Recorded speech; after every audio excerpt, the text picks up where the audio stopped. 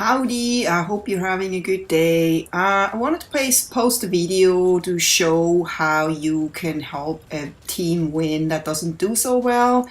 And that's here on Flood Zone. As you can see, all three flags are taken by the enemy and my team is struggling. I have to say though, my team was really trying hard. I mean, I've played with so many teams where you felt like they didn't really care about playing the objectives. They were just more concerned about not dying, and they didn't really do anything about to win. I don't know why some people just don't really care about winning or not, and it's not fair to the ones that really are working hard to win. So first of all, you have to always get rid of those pesky vehicles that can really take out your whole team if they're really good. Best thing is always to take them out as quick as possible, and that's not always so easy. I had a really good position here up from the roof because he couldn't really see me, he couldn't really get to me, and that's usually the best. And those vehicles a lot of times are very vulnerable from the top as well as from the rear. And from the rear it's more difficult to get them because a lot of times they shoot you before you can kill them, because it takes like 4 launchers to take a vehicle down. Most of the time, it's at least in my experience.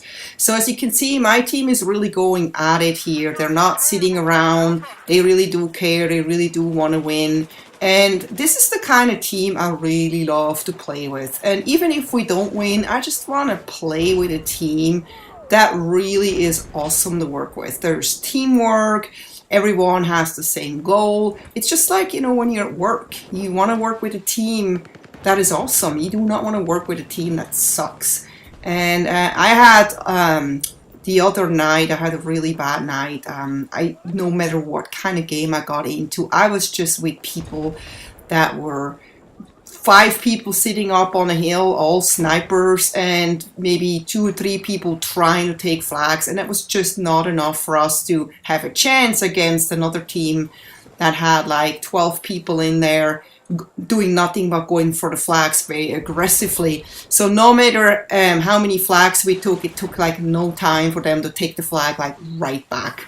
So this game has been running really well lately on 360. I can't really notice any problems with it anymore besides little tiny glitches or something. They're more funny than annoying.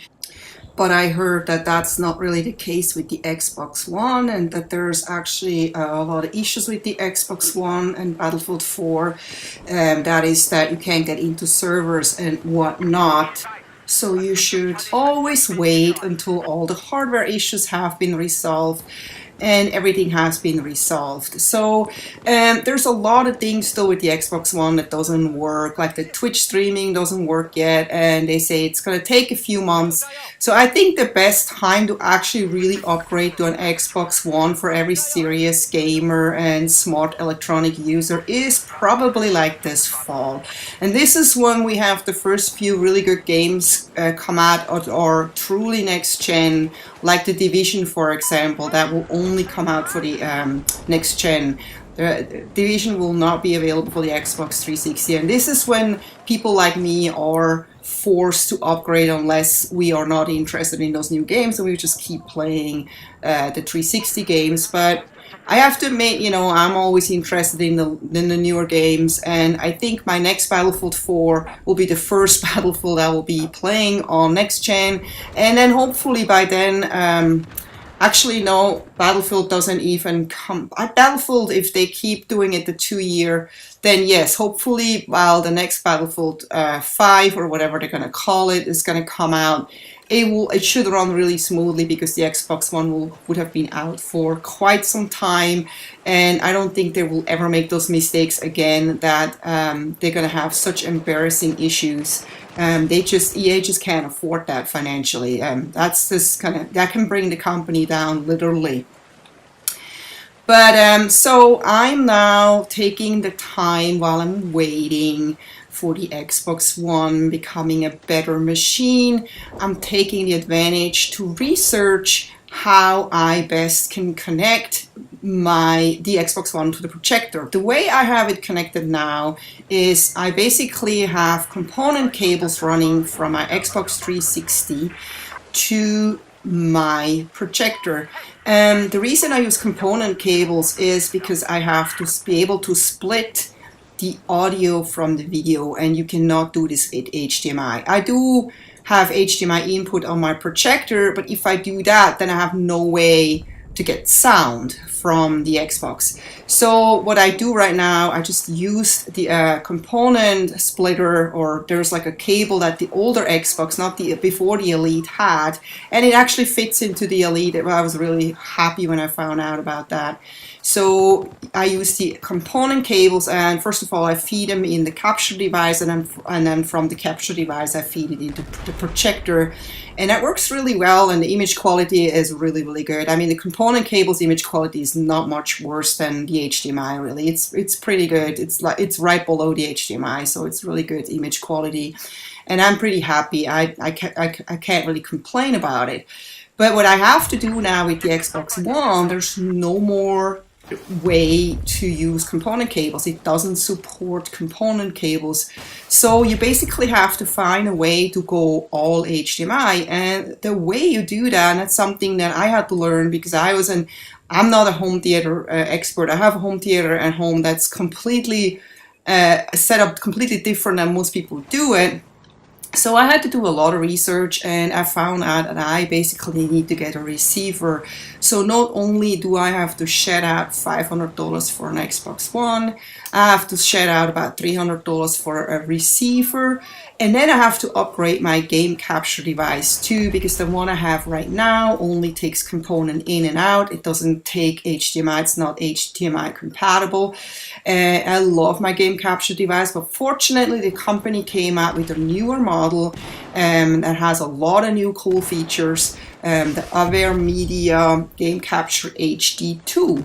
So that device takes HDMI in and HDMI out. It's awesome. It actually also takes component in, but it only has HDMI out. So basically I have to take my Xbox One, feed it via HDMI into the game capture device, and then from the game capture device, HDMI out into my receiver, and then from the receiver an HDMI cable, and feed it into my projector. So we have all the video set up, so the video will come out just fine from the projector. But what about the audio? So I was not so sure about the audio, but fortunately the receiver has a lot of audio outputs. An ideal thing is here to just connect two stereo speakers and clip them into the audio outs on the back of the receiver, and then you should be able to also plug in a bunch of other gadgets like a DVD player or a CD player, whatever, whatnot. I mean, there's still people using CD players. I have a huge CD collection, and I like to prefer to use a DVD player instead of my Xbox. I don't really want to like grind down the disk drive from the Xbox for playing movies, because the way you make the disk drive last longer is really just use it for games and not use it for watching movies. But some people don't care about this. They probably can afford to buy a new Xbox every 2 years, but I'm pretty sure most people do not really want to do that, even if they can afford it.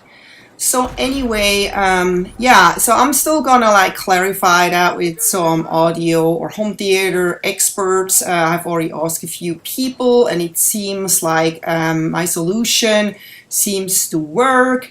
It just got a little bit more complicated because I do have to hook up a game capture device in between all that, and I have to make sure that the game capture device really gives me good video audio out, or not just video audio in. So all that stuff I have to figure out, but once I figured it out, I will actually make a video about it, because believe it or not, there is still no video out. I mean, the Xbox has been out now. Well, it hasn't been out that long, but you would think that people are very eager to put out videos about how to properly connect a projector home theater setup with the Xbox One, but I guess it's just still too new. Maybe people are struggling like me. They're not really sure, or they can't really afford all the gadgets needed to be compatible with the Xbox One, because it's not that cheap, you know. I mean, you do have to invest maybe in new cables. You know, you may have a receiver, but the receiver may be old, doesn't have enough HDMI's in,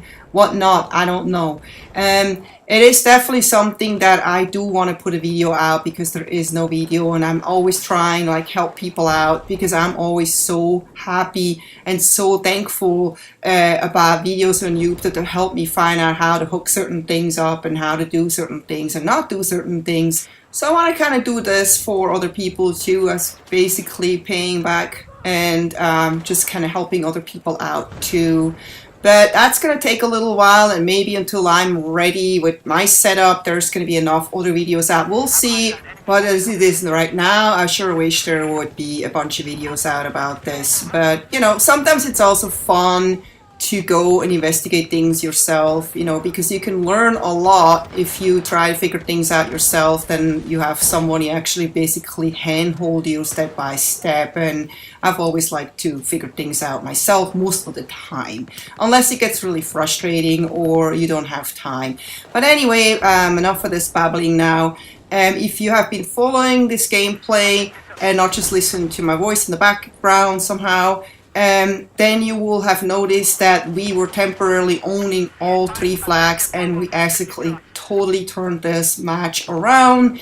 And you can see, if you are really making an effort at taking flags like crazy, you can turn a match around and you can win. And I'm almost like 90% of the time win if I play like this. I hope you enjoyed this. I hope to see you next time, and have a good day. Take care. Bye bye.